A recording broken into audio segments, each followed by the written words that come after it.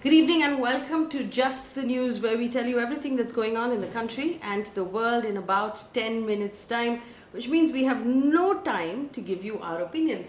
This is only the information. Now tonight, the lead story is invariably going to be the shortage of vaccines in the country. Now, states are facing a shortage of vaccines just 12 hours after the central government refuted claims of this shortage. Let me first tell you what Health Minister of India, Dr. Harshvardhan, said after Maharashtra, Chhattisgarh, Haryana, Andhra Pradesh and Telangana all complained of a shortage of vaccines yesterday. Now, as of today, the Health Minister has said that there is no shortage of vaccines. He said the country has more than 43 million doses in the pipeline.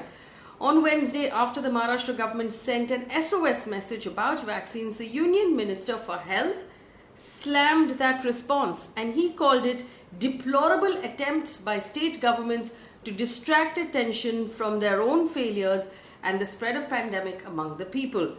He also named Maharashtra government for its lackadaisical attitude, which had singularly bogged down the entire country's efforts to fight the virus, he said in a furious statement. Meanwhile, many other states now have begun complaining about shortages of vaccines. Let's first take a look at Maharashtra, where the problem seems to be most acute and where the number of cases are the worst. The centre has decided today to send 17 lakh doses of the vaccine to Maharashtra, but Maharashtra's Health Minister Rajesh Tope has said this is simply not enough. He said we need 40 lakh doses in a week. 17 lakh doses is not enough. Tope also accused the centre of discriminating against Maharashtra in its allocation of vaccines and went on to say the state now only has 2 days worth of vaccines left. He said, and I quote, "The vaccination has stopped in districts like Satara, Sangli and Panvel. There are many more districts where it will be stopped." Citing figures on the latest release of vaccines from the central government, the Maharashtra minister has claimed that states like Uttar Pradesh, Madhya Pradesh, Gujarat, Haryana have been given more vaccines in comparison with Maharashtra when you look at the population and the number of COVID cases.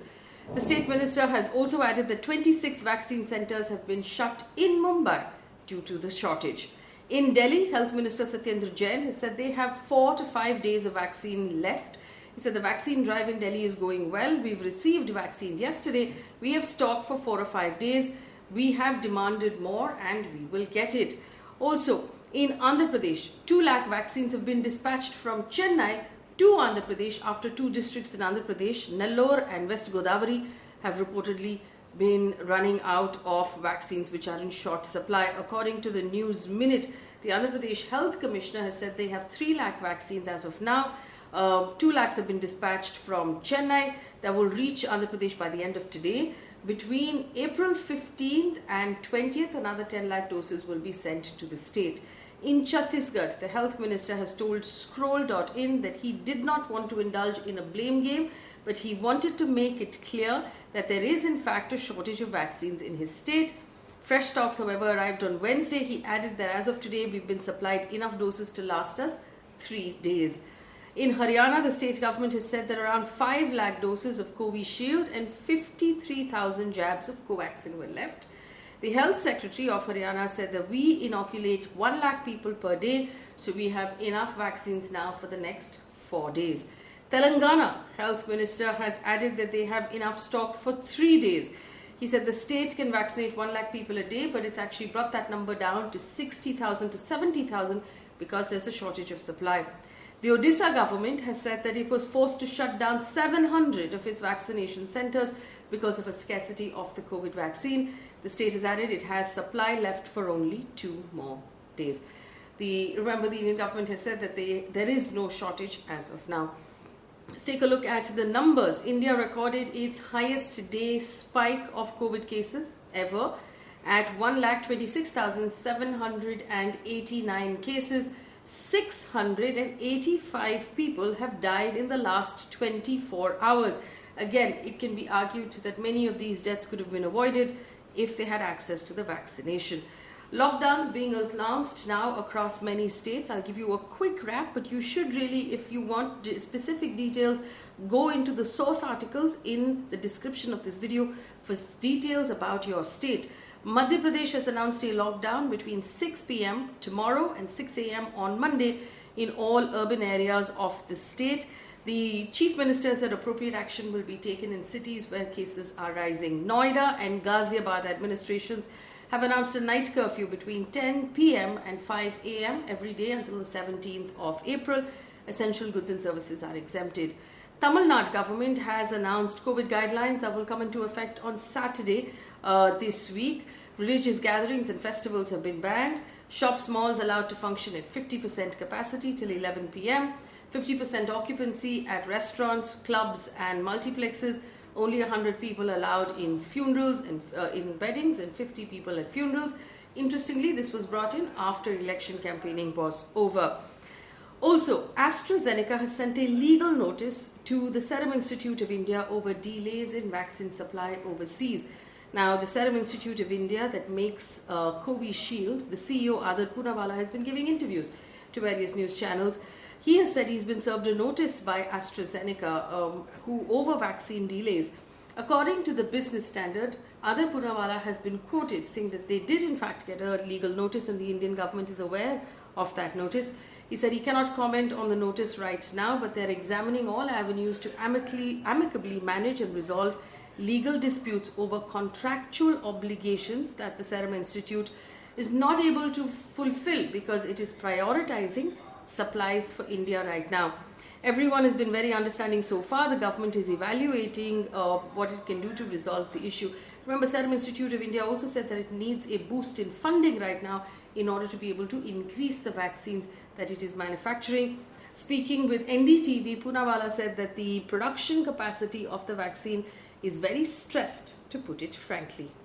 Let's take a look now at news coming in outside of the pandemic and the vaccine. The Supreme Court today decided that the allegations made by former Mumbai Police Commissioner Parambir Singh against the former Home Minister of the state of Maharashtra are indeed very serious and do merit a CBI investigation. Now, this comes after the Maharashtra government approached the Supreme Court to appeal against a similar order given by the Bombay High Court. The Bombay High Court had asked the CBI to investigate these allegations and submit a report in 15 days, after which the CBI director was at liberty to decide future course of action. Maharashtra Home Minister Anil Deshmukh subsequently resigned. Now, this is, remember, about the allegations that former Commissioner Parambir Singh made in a letter to the Chief Minister, saying the Home Minister had demanded that the police collect hafta on his behalf. Well, the Maoists in Chhattisgarh have released the Cobra Jawan Rakeshwar Singh Manhas after holding him hostage for 5 days. He had gone missing after the ambush and the gun battle that took place between our security forces and the Maoists on the 3rd of April. 3 days later, on the 6th of April, Maoists had said that they had him in their custody. Remember, the attack on Saturday claimed 22 lives of our security personnel. The Supreme Court has also ruled that Rohingya refugees detained in Jammu shall not be deported to Myanmar without following procedure. The bench headed by Chief Justice Bobde delivered its order on a plea filed by one Rohingya refugee through advocate Prashant Bhushan.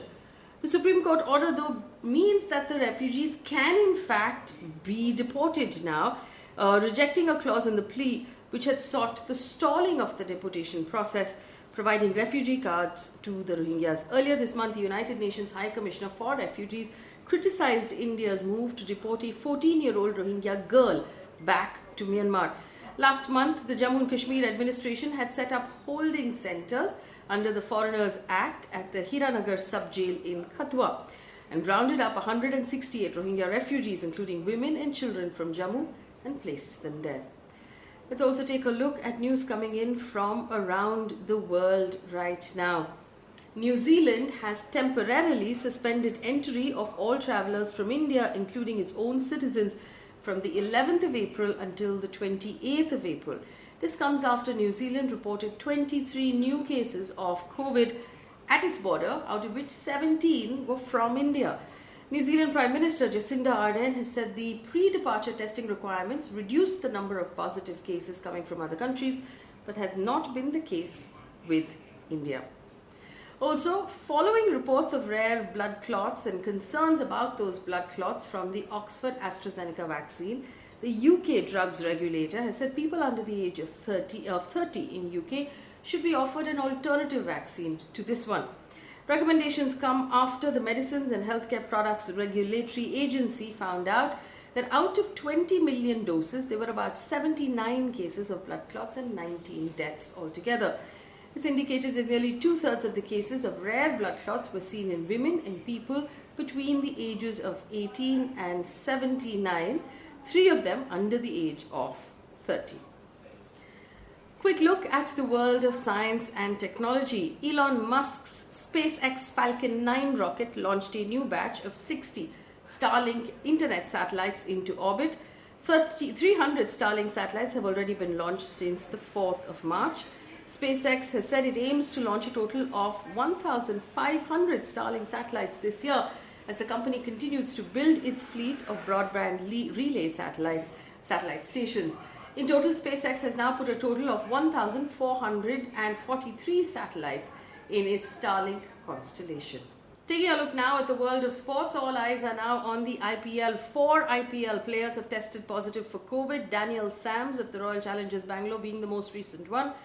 Earlier we had Akshar Patel of Delhi Capitals, RCB's Devdutt Padikkal, and Nitish Rana, who had tested positive. Maharashtra Cabinet Minister Nawab Malik on Monday confirmed and reconfirmed that the state has given its permission to the IPL 2021 matches to be held in Mumbai as planned on the calendar despite the lockdown in the city. BCCI President Saurav Ganguly has said that the IPL will go ahead as scheduled. Remember, there's no audience in the IPL this year. Interesting news coming in on the Olympics. Netra Kumanan has become the first woman sailor from India to qualify for the 2020 Tokyo Olympics after she qualified from the Musana Open Championship in Oman, which is an Olympic qualifier in Asia. The 22-year-old from Chennai will be the 10th Indian to qualify for a sailing event in the Olympics, but the first woman to achieve the feat. And we always give you one piece of sort of positive news before we wrap up for the day. A 104-year-old Colombian woman has recovered from COVID a second time in 9 months. Carmen Hernandez tested positive for COVID first time in June last year and again in March this year. She received a standing ovation from the hospital staff when she was being discharged. That brings us to the end of this bulletin. Remember, share it, tell more people about the fact that we're doing this, subscribe to our YouTube channel, stay safe, wear your mask, don't go out unless you absolutely have to. Thanks for watching. Good night.